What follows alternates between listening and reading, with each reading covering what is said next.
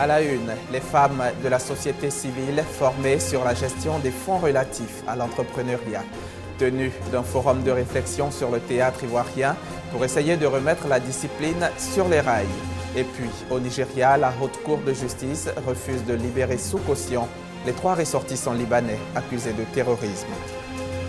Mesdames et messieurs, bonjour, bienvenue dans ce journal. Les travaux du réseau national haut débit en fibre optique de l'axe Bassam-Bouna ont été lancés ce vendredi à Grand Bassam par le Premier ministre Daniel Kablan-Duncan. Cette opération est dénommée le Backbone de l'Est et les travaux démarrent 1 an après celui de l'Ouest. Michel Digré. La fibre optique à haut débit révolutionnera le secteur des TIC en Côte d'Ivoire. Le backbone de l'Est est une fibre optique qui sera enterrée à 1,20 m de profondeur et à 20 mètres de l'emprise de la route. D'une longueur de 6700 km, elle reliera Bassam à Bouna avec comme itinéraire la route nationale A1.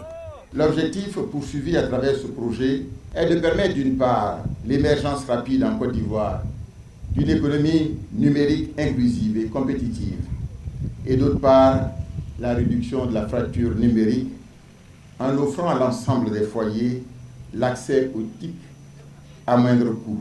Les travaux seront exécutés en 8 mois par une société chinoise. Le coût de l'opération est estimé à environ 9 milliards de francs CFA. Investir dans l'économie numérique, sans aucun doute, c'est investir dans l'avenir.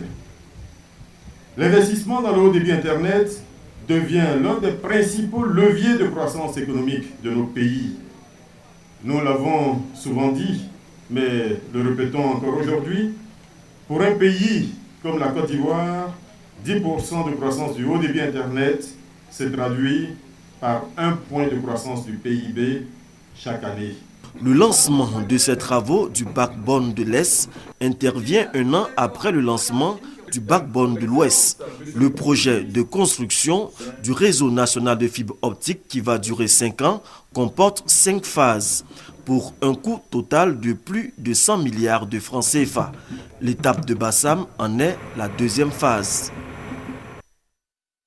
La commission administrative de conciliation des marchés publics a une nouvelle présidente, son nom Ursuline Da. Élue pour 3 ans, elle aura entre autres à régler les différends qui naîtront lors des phases de passation des marchés publics. Laetitia Monglé.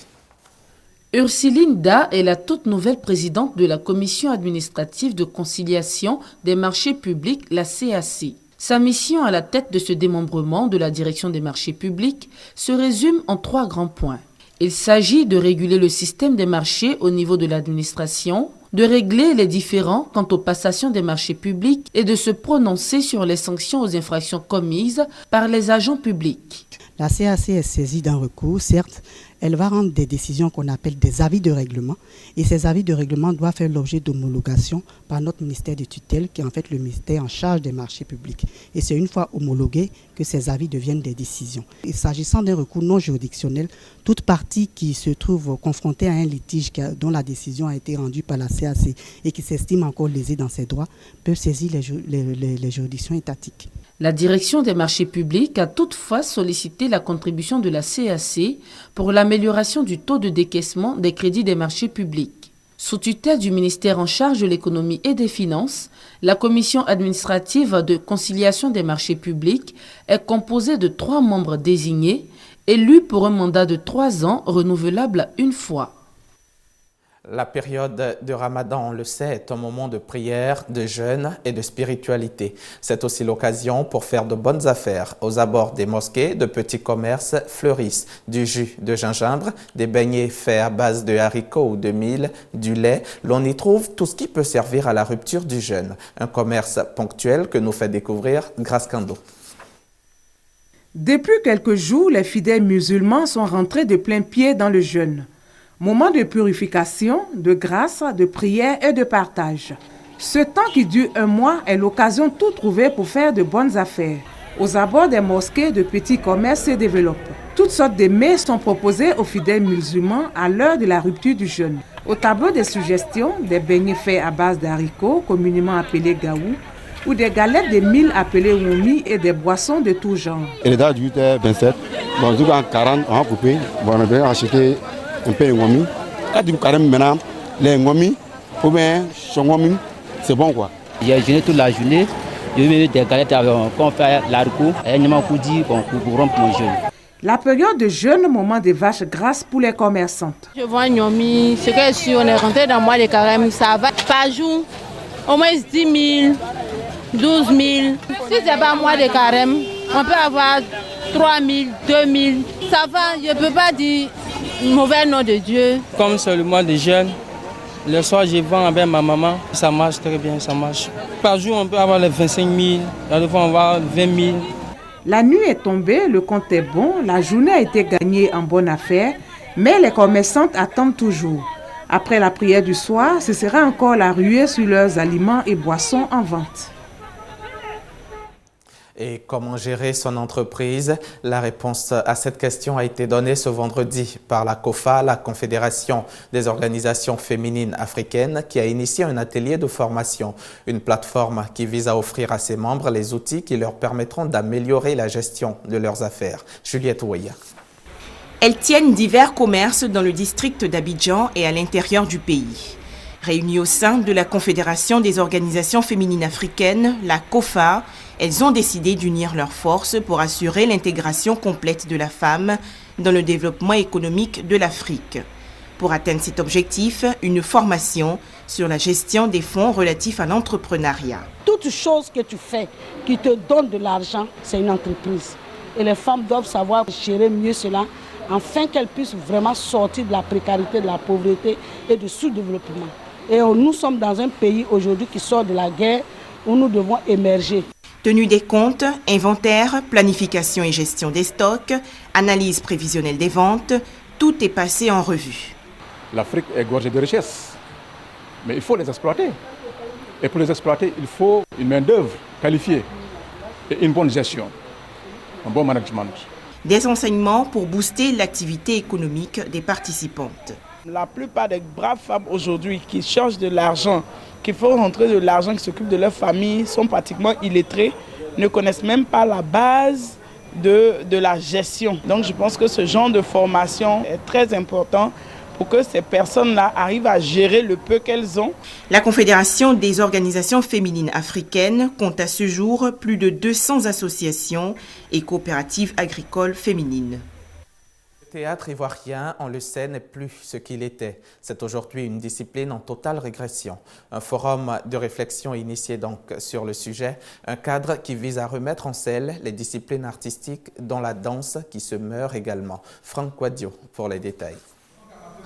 Mots d'ombre, un forum pour débattre des questions de littérature, de musique, de chant et d'expression corporelle. À l'origine de cette initiative, l'ivoirienne Essie Kelly, l'écrivaine, veut placer au centre des préoccupations les questions relatives à la survie de la culture ivoirienne. Ce sont des rencontres qui visent à réunir des personnes qui sont passionnées de littérature et qui n'ont pas forcément l'occasion de pouvoir échanger autour d'un thème précis. Pour ouvrir la série de rencontres d'échanges planifiées de juillet à août 2013, le théâtre en Côte d'Ivoire et le diagnostic des mots qui le minent. Ce sont entre autres la disparition d'espaces d'expression et le festival de théâtre scolaire, ainsi que le manque d'engouement des éditeurs à publier des œuvres dramaturgiques. Diagnostic, mais aussi proposition de la part des panélistes qui ont retenu une remise au goût du jour du festival de théâtre scolaire et la création d'espaces d'expression et de publication d'œuvres dramaturgiques. Son cadre permet à l'ensemble des acteurs de se rencontrer et d'échanger autour des grands principes qui fondent et nos textes littéraires et la vie de nos acteurs de la scène. Le prochain rendez-vous de Mots d'ombre portera sur la bande dessinée. Pour l'heure, outre le débat, Mots d'ombre offre également l'opportunité aux jeunes acteurs de faire leur premier pas sur les planches. La haute cour d'Abuja refuse de libérer sous caution 3 ressortissants libanais soupçonnés de terrorisme. Ces Libanais avaient été inculpés il y a un mois après la découverte d'une cache d'armes dans une maison de Kano qui abritait une cellule du Hezbollah. Au Nigeria, la haute cour d'Abuja a refusé de libérer vendredi sous caution 3 ressortissants libanais soupçonnés de terrorisme. Le tribunal a estimé que les 3 accusés risquaient de se soustraire à la justice. Ils avaient été inculpés il y a un mois après la découverte d'une importante cache d'armes dans une maison de Kano qui abritait une cellule du Hezbollah. Selon les services de sécurité nigérians, les armes découvertes devaient servir à viser des intérêts israéliens ou occidentaux. Plus de 30 000 Congolais réfugiés en Ouganda depuis jeudi. Ils fuient les attaques des rebelles ougandais dans l'est de la RDC. Ces rebelles des forces alliées démocratiques avaient occupé la localité de Kamango, dans la province du Nord Kivu. Ce sont des milliers de Congolais qui ont franchi la frontière pour venir se réfugier en Ouganda. Ils fuient les combats qui opposent les rebelles ougandais à l'armée congolaise à Kamango, dans le nord de la République démocratique du Congo.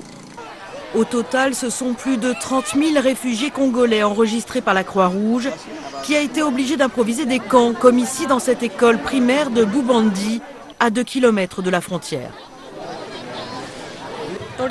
Nous sommes venus du Congo. Les bandits sont venus et nous ont dépouillés. Nous avons tout laissé au Congo et sommes arrivés les mains vides. Nous souffrons beaucoup de manque de nourriture. Nous passons la nuit dehors. Nous n'avons plus rien. Les conditions de vie des réfugiés sont très difficiles. Il n'y a pas assez d'abris et de nourriture pour tout le monde. Nous dormons très mal sous la pluie quand il y a des averses. Les enfants n'ont pas à manger. La pénurie alimentaire est telle que chaque jour, les réfugiés prennent le risque de repasser la frontière et de rentrer chez eux, malgré les menaces d'enlèvement et d'attaque de la rébellion. C'est cette tension et la peur qu'elle engendre qui a fait fuir les Congolais et qui a vidé certains villages, comme celui-ci près de la douane de Nobili. C'était la panique généralisée, tout le monde fuyait de son habitation jusqu'à ce que presque tous les villages s'est vidés. L'Ouganda a envoyé des renforts militaires pour sécuriser la frontière. Les rebelles ougandais de l'AFD Nalu seraient encore dans la région et se cacheraient dans les montagnes de Rwenzori. Ils veulent mettre la pression sur l'armée congolaise et multiplient les attaques des localités du secteur. Ils sont devenus la terreur des habitants de Pointe-Noire au Congo-Brazzaville. En l'espace de 9 jours, des grumiers ont provoqué 2 accidents dramatiques dans cette ville du littoral congolais. Au moins 7 personnes ont été tuées. C'était le 31 mai dernier à Pointe-Noire. Un grumier a percuté 2 véhicules sur le boulevard de Sunda. Bilan, plusieurs blessés, dont un grave, un motocycliste. La population laisse exploser sa colère. À chaque fois, 3 lettres sont sur toutes les lèvres. UTA, le sigle d'une importante société qui transporte du bois depuis la forêt de Mayombe. Une semaine auparavant, dans le quartier de Nkwiku, un autre grumier a causé des morts et des blessés. Ses freins ont lâché dans la descente mythique de Mont Kogamba et son dangereux dénivelé de 40%. Et quand il est sorti de Kogamba à la descente, alors les freins ne tenaient plus. Qu'est-ce que vous pouvez faire? Le seul moyen, c'était de coller le mur pour qu'il s'arrête. Le problème est connu de tous. Quand les grumiers de l'UTA arrivent au Congo, ils sont défaillants, ils ont déjà trop roulé en Europe. À chaque passage des poids lourds, les piétons et les chauffeurs sont sur leur garde. Vraiment, nous, dans le quartier, on a beaucoup de soucis. On a perdu un photographe, en plus c'est un papa agent de l'eau forêt. On a vraiment les soucis, À cause des accidents qui se produisent, plus souvent en Kwiku, c'est toujours en Kwiku. Une voie existe pourtant qui contourne le centre-ville, mais elle est en friche. Échappant à tout contrôle et à toute poursuite, les grumiers de l'UTA continuent de causer des accidents. À la ville de Pointe-Noire, on tente en vain d'imposer un arrêté municipal qui date des années 90. Je crois qu'il faut qu'on revienne à cette délibération et qu'on tienne compte du trafic actuel pour effectivement faire circuler ces gros engins la nuit pendant que la ville dort. Pour l'heure, c'est l'arrêté colonial interdisant aux poids lourds de rouler la nuit qui s'applique. Une situation ubuesque. Chaque mois, 20 personnes meurent à Pointe-Noire dans des accidents de la route.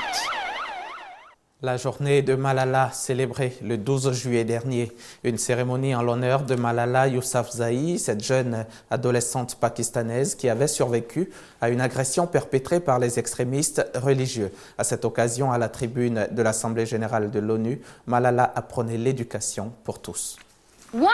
Un livre, un crayon peuvent changer le monde. L'éducation est l'unique solution. L'éducation d'abord. Merci.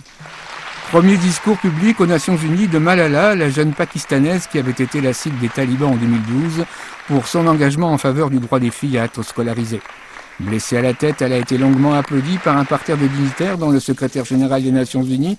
Elle a déclaré qu'elle ne se laissera pas réduire au silence. Icône publique, l'adolescente est en lice cette année pour l'attribution du prix Nobel de la paix.